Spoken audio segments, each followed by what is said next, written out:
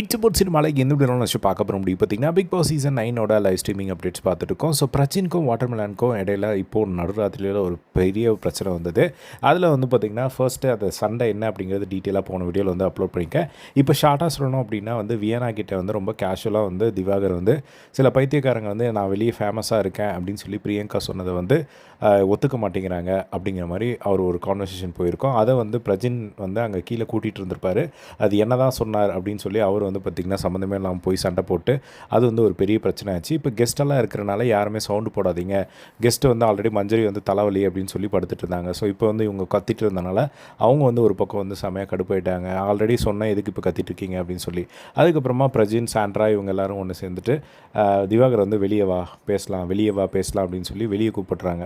அப்போது விஜய் பார்வதி வந்து சப்போர்ட்டாக வந்து திவாகருக்கு வந்து நீ போகாதானே, நீ போகாத, நீ தேவையில்லாத வேலை, இவங்க ஏதோ ஒன்று பண்ணுறாங்க, நீ போய் அதில் மாட்டிக்காத அப்படிங்கிற மாதிரி அவங்க வந்து ஸ்டாப் பண்ணுறாங்க. அதுக்கப்புறம் கேப்டனாக இருக்கவங்க நீங்கள் எதுக்கு பார்வதி நடுவில் வரீங்க, அவங்கள வெளியே விடுங்க அப்படின்னு சொல்லி வழக்கம் போல் பார்வதி மேலே வந்து பயங்கரமாக எகிடுறாங்க. பட் ஆப்போசிட் பார்ட்டியை வந்து பெருசாக எதுவுமே பேச மாட்டேங்கிறாங்க.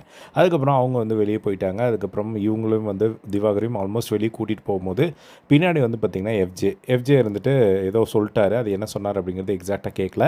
பட் வந்து நீ எல்லாம் பேசுகிற பற்றியா, 4 பேர் பின்னாடி நின்றுட்டு நீ எல்லாம் பேசுகிற பற்றியா அப்படிங்கிற மாதிரி அவர் வந்து சொன்னோடனே எஃப்ஜேக்கு வந்து பயங்கரமாக கோவம் வந்து எஃப்ஜே வந்து வெளியில் இருந்துட்டு டேய் ஜால்ரா ஸ்டார் வாடா வாடா வெளியடா போகிற அப்படிங்கிற மாதிரி வாடா போடா இந்த மாதிரி பேச ஆரம்பிச்சிட்டார். அது வந்து செம ஷாக்கிங்காக இருந்தது. ஸோ திவாகரை வந்து பார்வதி வந்து உள்ளே கூப்பிட்டு போயிட்டாங்கன்னா நீ வேணாம் பேசாதவா, நீ இது தேவையில்லாதது, இவங்க ஏதோ வேறு ஏதோ பண்ண ட்ரை பண்ணுறாங்க, நீ உள்ளே வா அப்படின்னு சொல்லி பார்வதி வந்து உள்ளே கூட்டிகிட்டு போயிட்டாங்க. ஆனால் பார்வதி வந்து வெளியே விட்டுருந்தாங்க அப்படின்னா கண்டிப்பாக அது வேறு மாதிரி சண்டை ஆயிருக்கும்னு நினைக்கிறேன். பட் இதில் வந்து பார்த்திங்கன்னா இது வந்து பிரஜின் வந்து இப்போ லிட்டரலாக வந்து பிரஜின் சாண்ட்ராக்கு திவாகர் மேலே கடுப்பு, அவங்க திவாகர் மேலே சுத்தமாக ஆகலை. திவ்யாவுக்கு விஜய் பார்வதி மேலே ஆகலை. இப்போ அந்த ஒரு சண்டை போயிட்டுருக்கும்போது வெளியே வாங்க வெளியே வாங்கன்னு கூப்பிடும்போது விஜய் பார்வதி வந்து நடுவில் வந்தப்போ நீ எதுக்கு வர அப்படின்னு போ அப்படின்னு சொல்லி சீ போ அப்படின்னு மாற்றி இவங்க வேறு ஒரு பக்கம் வந்து திட்டிகிட்டு இருந்ததை வந்து பார்க்க முடிஞ்சுது. ஸோ இதுதான் வந்து லைவில் வந்து போயிட்டுருக்கு.